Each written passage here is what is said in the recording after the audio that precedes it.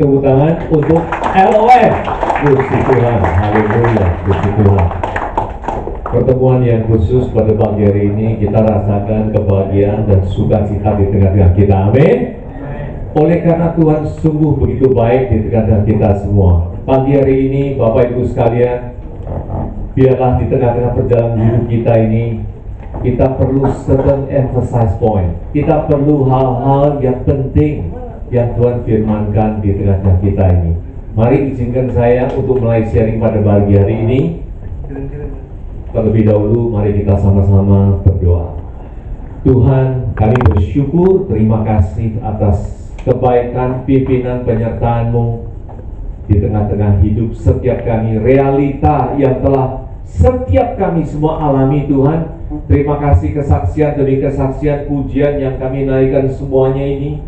Kami bersyukur, terima kasih. Biarlah sempat yang baik ini Tuhan, kami duduk diam untuk mendengarkan apa yang Engkau ingin sharingkan. Pakailah setiap kami Tuhan untuk sungguh mendengarkan apa yang menjadi ucapan-Mu, untuk berbuah di tengah-tengah hidup kami semua. Kemuliaan hanya bagi-Mu saja.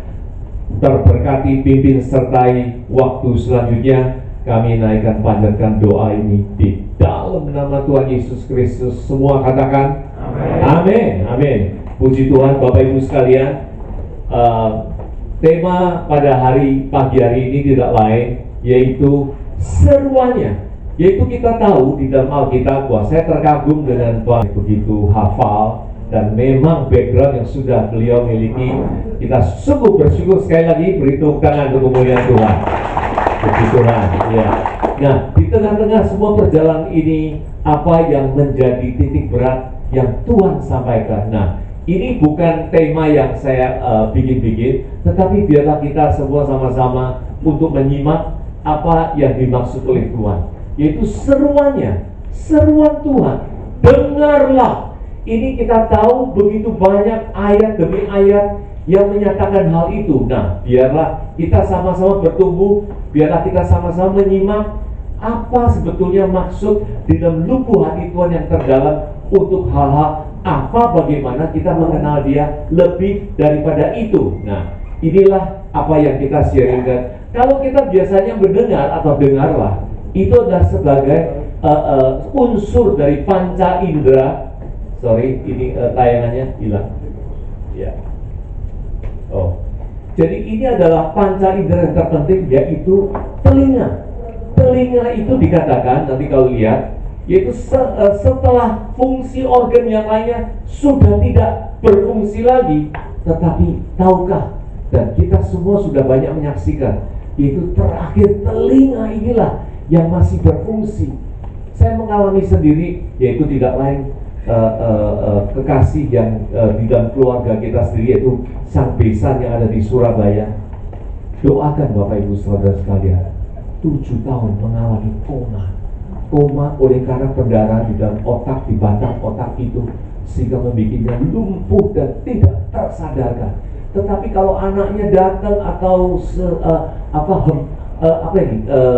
whispering ke dalam telinganya itu, mencucurkan air mata, inilah menandakan begitu pentingnya telinga ini adalah menjadi alat komunikasi yang masih bisa berfungsi selama yang lainnya mungkin sudah tidak. Nah, di sini dikatakan kalau Inggrisnya itu to understand, to attend, to comprehend.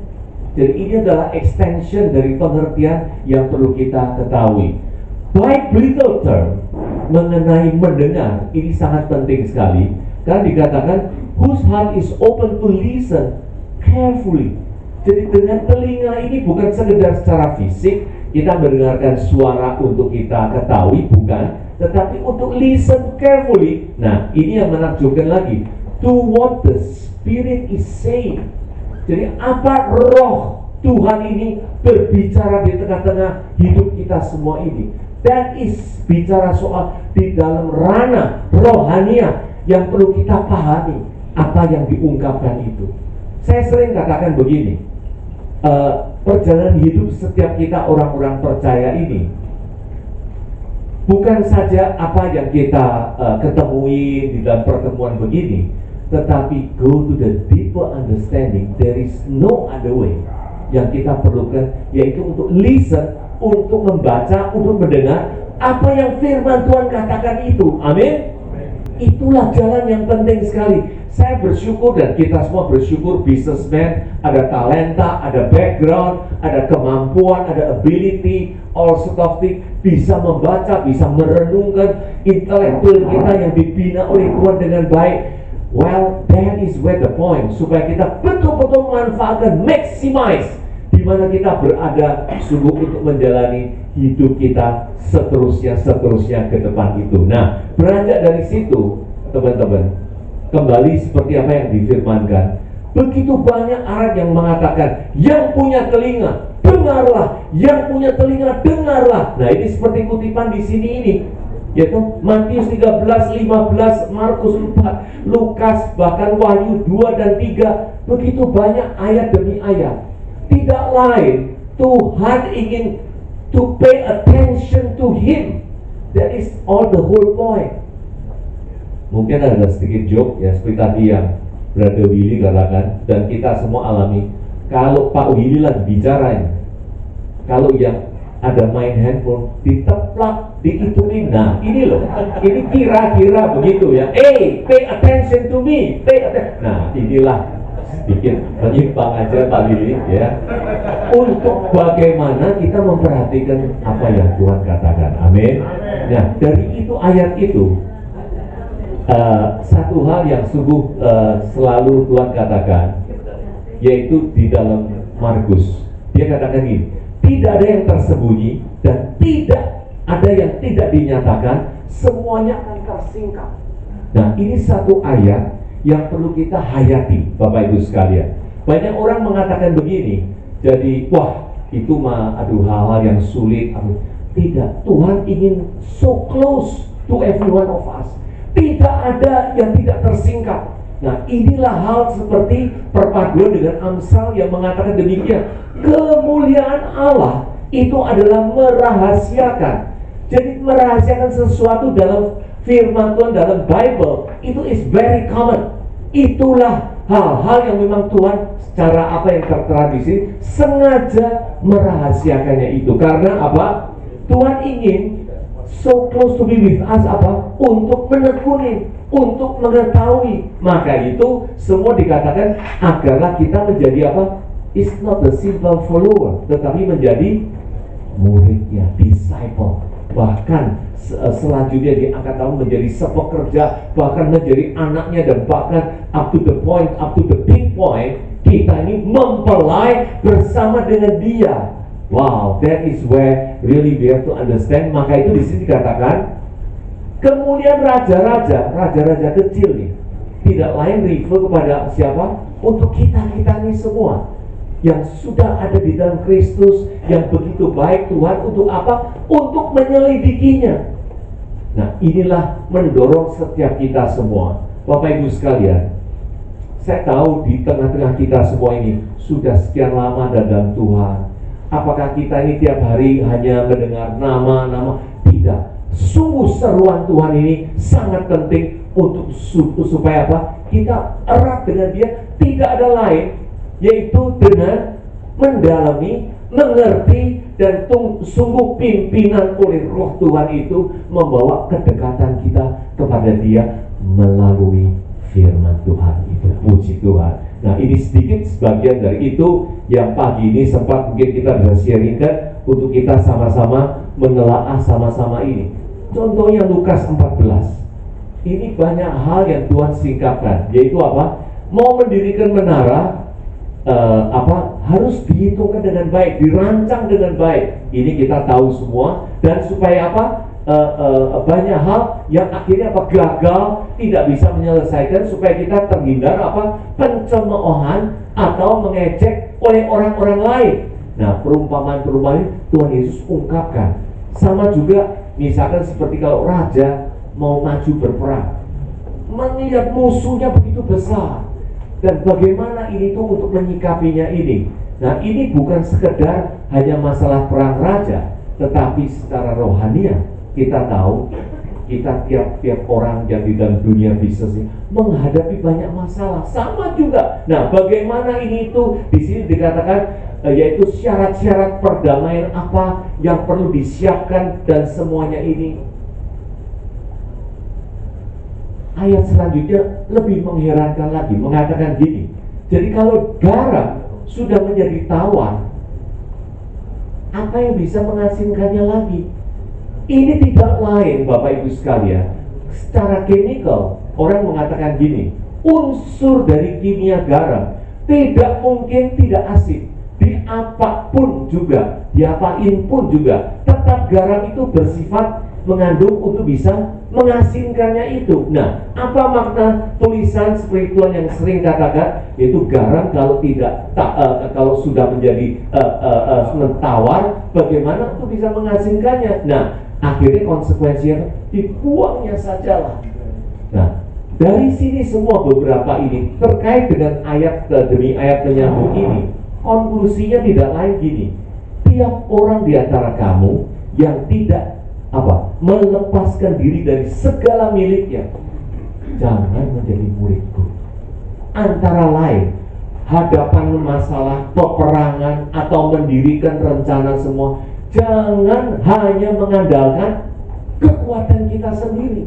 Tuhan Yesus mengemphasize mengenal ini, supaya kita betul-betul mengandalkan Dia di dalam guidance Dia, pimpinan di dalam rohnya Dia ini, bagaimana merancang bangunan, misalkan seperti tadi yang diungkapkan, peperangan atau masalah yang kita hidupi tiap-tiap hari, atau bahkan kalau tadi dikatakan garam sudah tawar, sudah tidak menghasilkan, padahal secara esensial hal ini nggak mungkin. Tuhan tidak lain ingin menyatakan apa? Kalau siapa yang menjadi garam? At the first place, tidak lain adalah Tuhan. Dialah terang dan garam. Artinya kalau kita seolah-olah diangkat menjadi sebagai menggarami dunia tetapi tawar, itu berarti kita sudah jauh dari Dia, sudah terlepas dari Dia. Maka itu hal itu bisa terjadinya dalam kata-kata apa yang firman Tuhan katakan itu. Nah, ayat demi ayat inilah supaya kita mengerti maksudnya. Tuhan just don't want to lose us. Tuhan tidak ingin jauh dari kita. Di dalam perumpamaan demi perumpamaan ini semua, Tuhan ingin kita is so close to Him. Segala hal di dalam rancangan bangun, atau di dalam bisnis, atau dalam masalah seperti perumpamaan dalam peperangan, bahkan kalau seperti garam ini sekarang menjadi tawar, tidak bisa menghasilkan lagi. Ini semua tidak lain, indikasinya adalah Tuhan menginginkan begitu dekat dengan kita. Jangan terlepas dari Dia. Maka itu dikatakan ini melepaskan segala kepemilikan kita. Kita terlebih dahulu menyandarkan kepada Dia. Untuk itulah supaya kita layak untuk diangkat menjadi muridnya. Kehidupan saya, Bapak Ibu sekalian, merenungkan hal demi ayat ini membuat apa? Sekarang hidup saya lebih terlepaskan lagi. Saya sudah tidak ada so-called quote-unquote, well, ya kalau boleh dikatakan dengan gamblangnya, worry anymore. Tetapi bukan seperti karena kalau worry itu terus tidak ada worry. Beri tepuk tangan untuk kemuliaan Tuhan. Karena apa? Kita memang ingin intimate bersama dengan Tuhan, supaya Tuhan tuh ayat demi ayat tidak lain, ada banyak makna yang dikatakan itu. Seperti apa? Seperti yang kita semua tahu, yaitu apa? Kalau tangan kanan memberi, janganlah tangan kiri mengetahuinya. Itu semua mendidik kita supaya apa? Kita ini jangan terlalu boost up ourselves.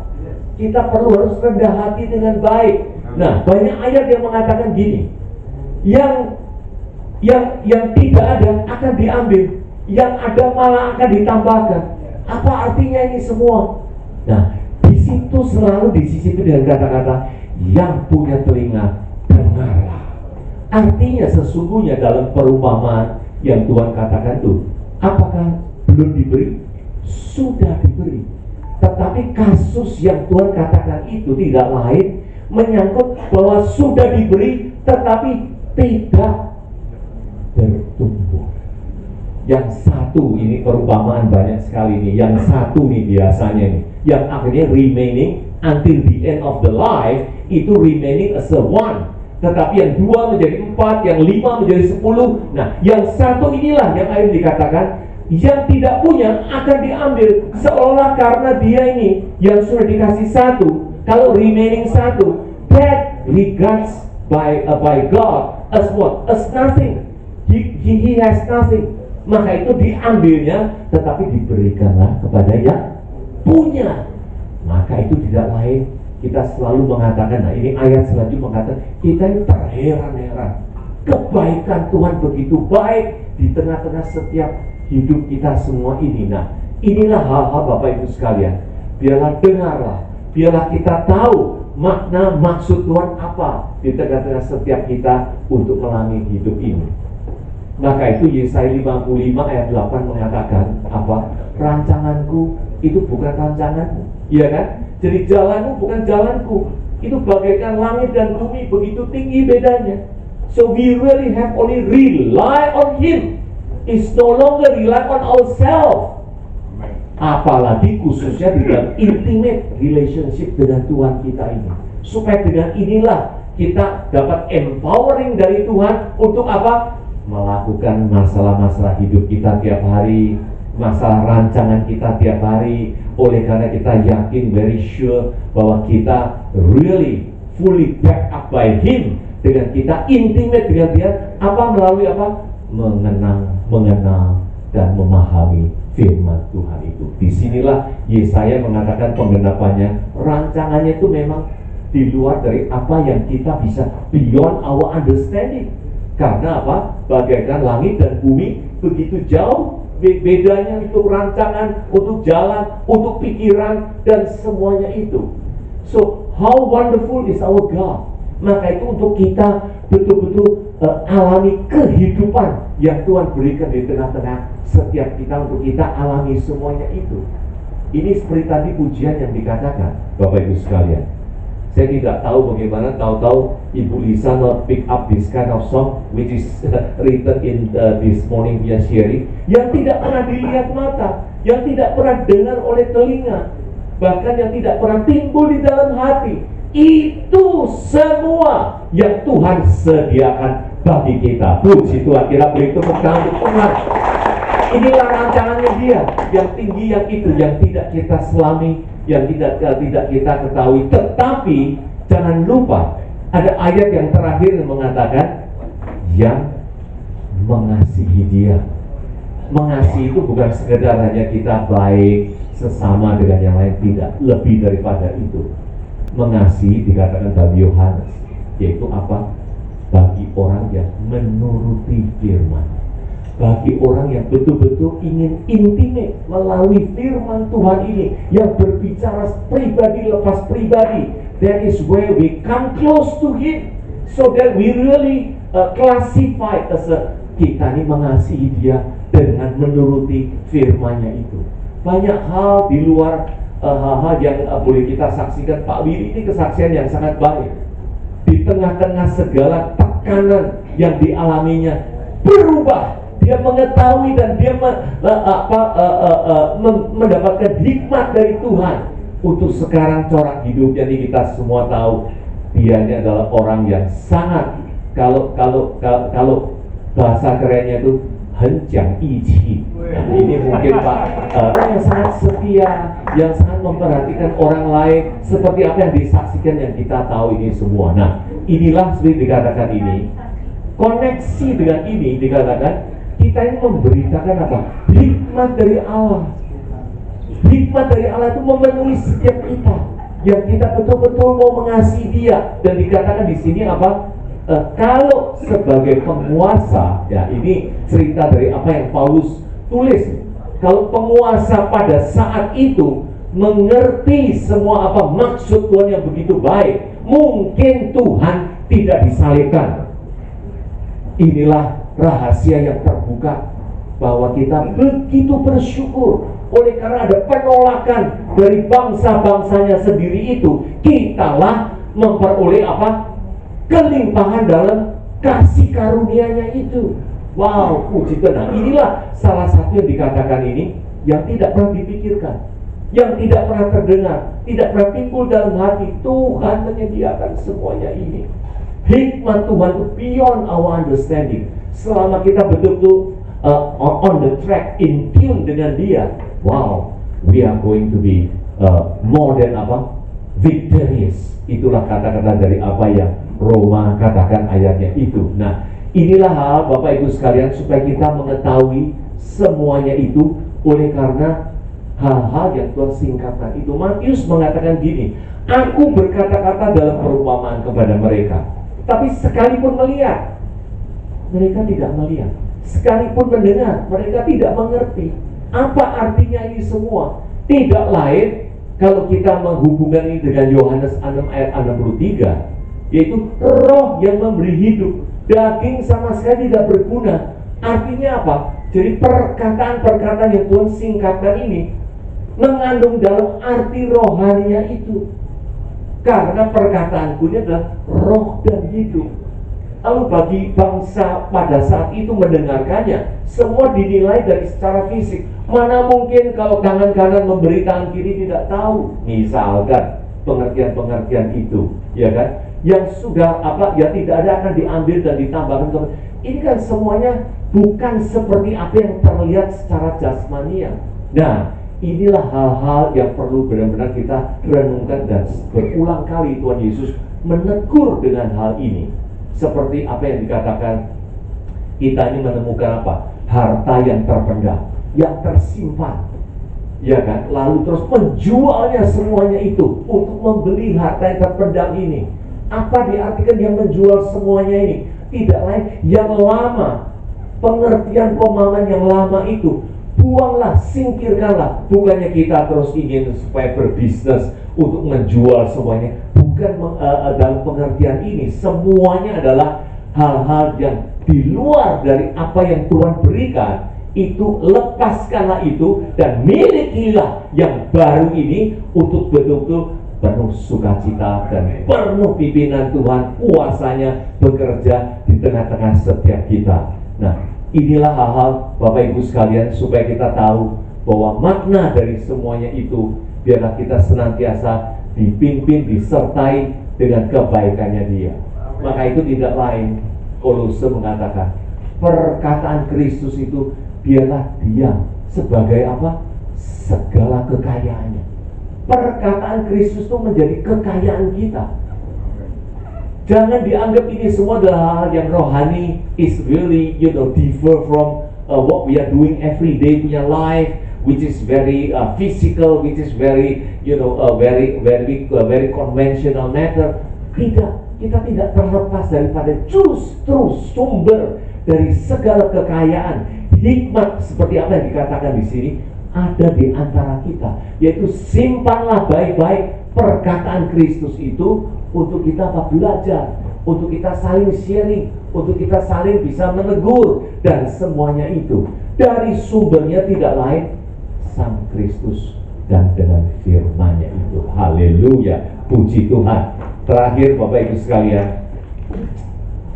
sebuah perumpamaan yang penting sekali, yaitu sebagian benih. Benih ini yang jatuh, benih ini kalau kita refer ke Matius ini tidak lain adalah firman Kristus jatuh di tanah yang baik, ya kan? Diartikan apa? Yaitu tanah itu adalah kita orang yang mendengarkannya, yaitu sebagai bencana, sebagai tanah liat yang subur yang baik, tumbuh berbuah 100 kali lipat. Nah, ini menandakan, ini perumpamaan, kita semua tahu ada 4 perumpamaan yang lain. Inilah yang terbaik, yaitu bagi kita yang membuka hati bagaikan bejana, tanah yang subur itu. Seperti tadi yang dikatakan, we listen carefully what the Spirit saying to us. Nah, inilah mengungkapkan keberadaan kita ini sebagai tanah yang subur untuk mendengar dan mengerti dan akan berbuah. Wow, jawaban Tuhan Yesus jelas sekali, dikatakan, yang mempunyai telinga untuk mendengar, hendaklah yang mendengar. Karena ini penting sekali supaya kita merespon untuk kita ini sebagai bejana yang baik, yang subur itu. Lalu kalau kita katakan lebih dalam lagi, kalau kita renungkan, yang 100 kali bertumbuh ini siapa? Apakah diri kita ini menjadi hebat, menjadi dipuji-puji orang, dinilai orang lebih baik ini itu? Bukan demikian. Renungkan baik-baik. Yang ditaburkan itu adalah benihnya. Benihnya itu adalah firman Kristus yang bertumbuh besar, yang melebihi. Itu adalah firman Kristus yang menjadi lebih dan lebih. Kita mengenal, kita mengerti lebih dan lebih di tengah-tengah diri kita sendiri. Bejana mah tetap saja Bapak Ibu sekalian. Tetapi yang bertumbuh yang diartikan di sini tidak lain itu firman Kristus yang betul-betul kita selami, yang betul-betul kita mengenal, mengerti dan bertumbuh dan bertumbuh. Inilah yang sangat berkenan di hadapan Tuhan. Beri tepuk tangan untuk kemuliaan Tuhan. Jangan salah Bapak Ibu sekalian, kita tetap keep us what we are, tetapi He is the one. Seperti apa yang katakan, kalau benih ini bagaikan apa? Biji sesawi. Sekecil biji sesawi, tetapi sewaktu bertumbuh menjadi pohon yang besar, yang rindang, banyak burung-burung untuk berteduh di dalamnya. Itulah seumpama bagaimana firman ini kita lebih mengerti, lebih bertumbuh, pujian dan semuanya ini Tuhan berikan. Karena ayat selanjutnya mengatakan, kalau benih ini tidak yang baik, setelah mendengar firman Tuhan menyimpannya dalam hati, mengeluarkan buah kafas, yaitu arti bahasa aslinya, yaitu berbuah berlipat. Bukankah ini tujuan akhir hidup setiap kita semua untuk jenjang ke depan 10, 20, 30 tahun ke depan? Biarlah kita berlebat di dalam berbuah. Seperti apa?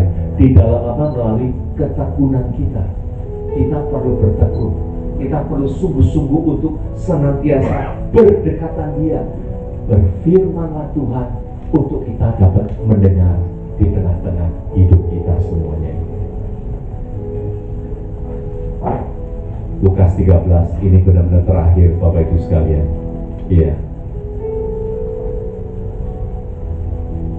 Seorang tuan mencari di dalam pohonnya itu, dia tidak menemukan buahnya.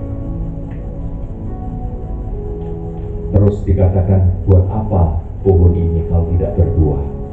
Buah sudah kita tahu tadi adalah hasil dari apa sewaktu kita mendengar firman, disimpan dalam hati, kita bertekun, dan akhirnya betul-betul dari ketekunan itu kita mengeluarkan buah. Tetapi perumpamaan Tuhan Yesus katakan, sewaktu dia melihat pohon ara ini tidak berbuah, buat apa pohon ini? Inilah yang ditekankan oleh Tuhan. Dengarlah seruan Tuhan, dengarlah. Biarlah kita bukan sekedar hanya sibuk sana sini, tetapi biarlah betul-betul kita memahami apa yang tertulisnya, untuk kita mengenal isi hati yang terdalam yang Tuhan inginkan setiap dari kita ini sungguh be close with the most intimate, punya relationship dengan Dianya itu. Lalu di rekan ayat 18 ada yang membela, yaitu dikatakan, biarlah ini tumbuh tahun ini, akan mencangkulnya, akan memberikan pupuk. Roh Tuhan bekerja untuk membela kita, untuk memberikan semua petunjuk-petunjuk, supaya diberikan pupuk, supaya berikan perhatian, supaya kita senantiasa pay attention under His guidance, yang semuanya ini boleh berjalan lebih baik daripada sebelumnya. Karena kalau tidak, akan ditebang. Dan di sini tekadnya adalah biarlah diasuh, diberikan pupuk, dan kita pun siap bagaikan tanah bejana yang baik, yang subur, dengan open heart untuk mendengarkan apa yang Tuhan sharingkan, firmankan oleh Roh-Nya itu, untuk kita berbuah, untuk mengerti ayat demi ayat, untuk mengenal Dia lebih dan lebih. Dan dari situlah komitmennya, kalau tidak tahun depan ini tebanglah Dia. Bapak Ibu sekalian, kita bertekad untuk tahun ini, supaya betul-betul tahun yang make a change, yaitu membuat sesuatu hal yang sungguh renewal our mind, supaya kita mengerti, untuk mengerti firman Tuhan. Itulah the only way yang kita bisa come to the deeper relationship bersama Dia, yang segalanya di Dia. Karena hikmat Tuhan inilah yang kita ambil, supaya apa yang tidak pernah terdengar, He give us a lot of surprise di dalam dunia ini, di dalam hidup ini, di dalam bisnis maupun dalam segala kesulitan. Tuhan pasti akan pimpin. Karena Tuhan mengatakan apa? Apakah kekhawatiran kita ini bisa menambah bahasa dalam hidup kita? Itu ayat sudah kita semua tahu. Lepaskanlah itu semua. Jangan circling dengan our own problem. Relationship kita build up dengan Tuhan itu bukan based on how to get the problem solving. It's not like that. Kita punya relationship is not because of what? Kalau kasarnya orang bilang contractual understanding, is that like that? No. Bukan sekedar apa? Kata-kata bijak. Bukan sekedar apa? Kata-kata yang entertaining, yang kita dikuatkan. No. More than that, Tuhan mengatakan, buanglah kekhawatiranmu itu dulu. Carilah dahulu kerajaan dan kebenarannya itu. Dan yang lainnya akan ditambahkan kepada kita semua. Beri tepuk tangan untuk kemuliaan Tuhan. Haleluya. Itulah Tuhan. Where is our standpoint? Kita berdiri di mana untuk kita lanjutkan langkah kita ke depan, seperti komitmen yang dikatakan ini. Biarlah kita berbuah dan tidak akan diterap. Puji Tuhan, kita naikkan puji syukur, kita beri tepuk tangan untuk kemuliaan Tuhan. Mari kita berdiri untuk kita akhiri semua ini. Ku buka hati untuk Roh-Mu Tuhan. Yes, Lord, thank you Jesus, haleluya. Ku buka hati menyembah-Mu Yesus. Jamah kami, penuhi kami dengan kuasa Allah Maha Tinggi. Buka hati, buka hati untuk Roh-Mu Tuhan. Buka hati menyembah-Mu Yesus. Jamah kami,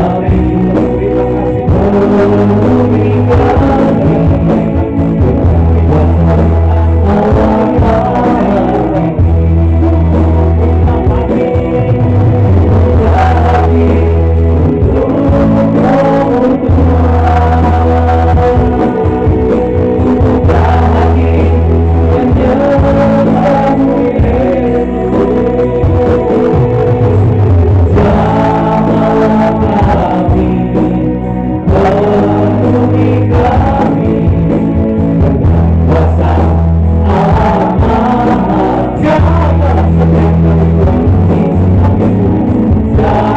Maha Tinggi.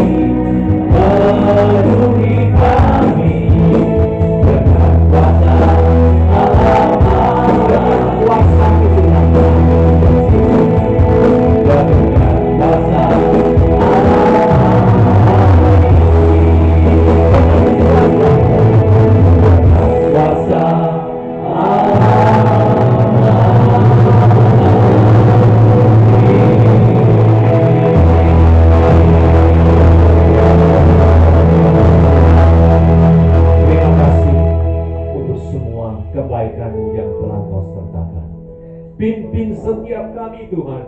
Go deeper into your mind. Go deeper into your understanding, Lord. Terima kasih Tuhan untuk semua hati yang telah terbuka. Roh-Mu bekerja di setiap hati pikiran kami. Sungguh hikmat-Mu tak terhingga. Beyond our level, beyond our all what we can think. Tetapi Engkau bekerja senantiasa membawakan kami kemenangan demi kemenangan di tengah setiap jalan kami. Kami syukuri, terima kasih Tuhan bagi kebaikan pimpinan. Di dalam satu nama kita naikkan puji syukur ini. Haleluya. Dalam